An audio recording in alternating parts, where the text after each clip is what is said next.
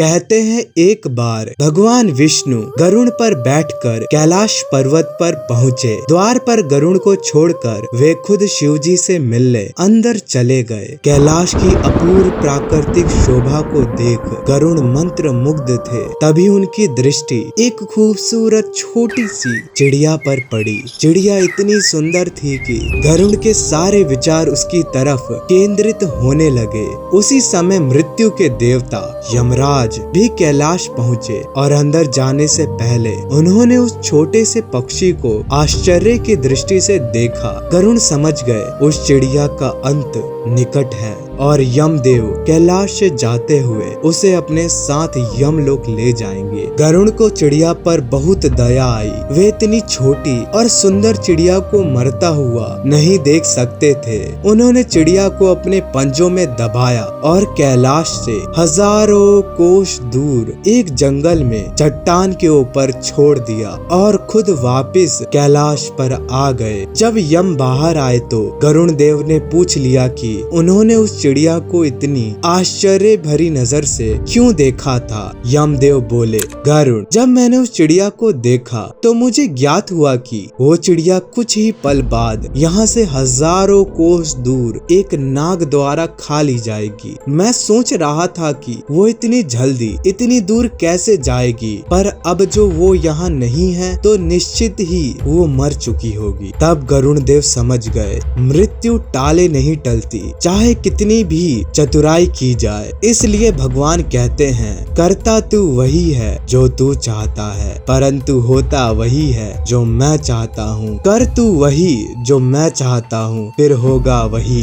जो तू चाहता है। बड़ी ही गहरी बात है, हो सके तो विचार करिएगा। ऐसे ही हमारे ग्रंथों में एक बच्चे की कथा आती है जिसने मौत को जीता है। आपने कभी ना कभी ये नाम तो सुना ही होगा, मार्कंडेय। एक अत्यंत महान ऋषि मार्कंडेय इतने महान ऋषि हैं कि उनकी उपस्थिति भगवान श्री राम के युग से पहले श्री राम कथा में और महाभारत काल तक सुलभ है। मार्कंडेय पुराण इन्हीं की रचना है और मरना से व्यक्ति की प्राण रक्षा में समर्थ महामृत्युंजय मंत्र की ख्याति मार्कंडेय के ही कारण है। इस मंत्र पर लोक आस्था इतनी अधिक है कि वैदिक मंत्र होने के बावजूद महामृत्युंजय मंत्र मार्कंडेय रचित जगत में विख्यात है। आइए जानते हैं कैसे मार्कंडेय ऋषि ने मौत पे विजय प्राप्त की थी। महर्षि मार्कंडेय को पुराणों में अष्ट चिरंजीवियों में से एक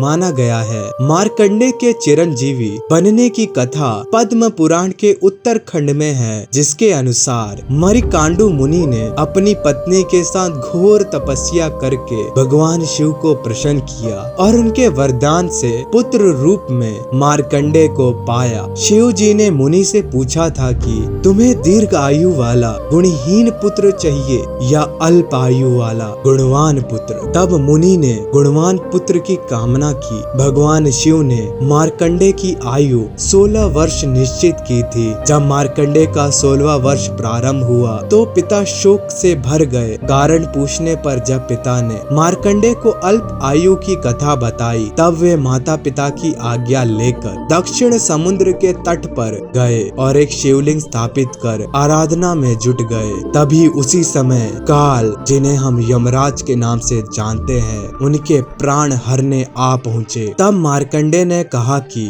मैं शिव जी की आराधना कर रहा हूँ, इसे पूरा कर लो, तब तक ठहर जाओ। मगर काल नहीं माना और बलपूर्वक मार्कंडेय को ग्रसना चाहा। तब मार्कंडेय पास के शिवलिंग को गले लगा के पकड़ के महादेव को पुकारने लगे। ठीक उसी समय शिवलिंग से महादेव प्रकट हुए और हुंकार भयंकर मेघ के समान गर्जना करते हुए काल की छाती पर चरण से प्रहार किया। इसी घटना के बाद शिव जी का नाम कालांतक पड़ा, क्योंकि उन्होंने काल का अंत कर न केवल मार्कंडेय के प्राणों की रक्षा की, बल्कि उनकी भक्ति से प्रसन्न होकर उन्हें सदा सर्वदा के लिए काल मुक्त भी कर कर दिया। मार्कंडे के लिए वक्त रुक गया था। वे कभी 16 साल की आयु से आगे नहीं बढ़े, हमेशा 16 साल के नव युवक ही रहे और कई सारे ग्रंथ लिखे। उनकी उपस्थिति रामायण और महाभारत में भी थी। आदि काव्य वाल्मीकि रामायण के अनुसार महाराजा दशरथ जो भी यज्ञ कराते थे वो मार्कंडे ऋषि ही करते थे और भगवान श्री राम के विवाह में बाराती बन मिथिला भी गए थे। रामायण के बालकांड के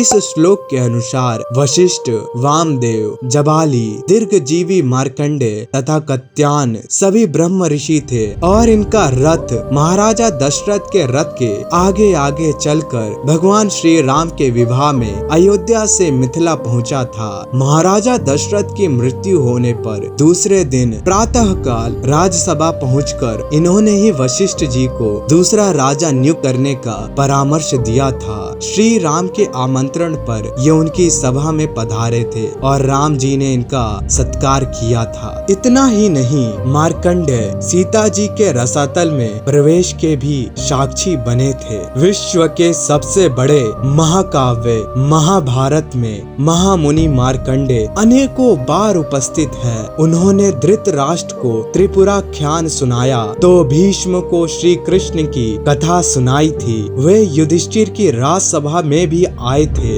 इन्होंने नचिकेता से शिव सहस्त्र नाम का उपदेश ग्रहण कर उसे उप मुनियों को दिया था। पांडव के वनवास के समय ये 2 बार उनसे मिले थे। वन पर्व में 51 अध्यायों का एक समूचा उप पर्व मार्कंडे को ही समर्पित है। मार्कंडे ऋषि इतने महान है कि उनकी ख्याति उत्तर से दक्षिण तक फैली हुई है। देश में अनेक स्थानों पर मार्कंडे के नाम से स्थान है और सभी को उनकी जन्म व तपस्थली माना जाता है। पुराणों में इनकी तपस्थली दक्षिण समुद्र का तट है तो कुरुक्षेत्र में मार्कंडे नदी के समीप भी मार्कंडे धाम बना हुआ है। डॉक्टर राजबली पांडे ने अपने हिंदू धर्म कोश में वाराणसी गाजीपुर के बीच कैंची बाजार के पास स्थित मार्कंडे महादेव को महामुनि की तपस्थली बताया है। सत्य तो यह है कि मार्कंडे जी का वास्तविक जन्म या तपस्थली अज्ञात है, लेकिन उनका व्यक्तित्व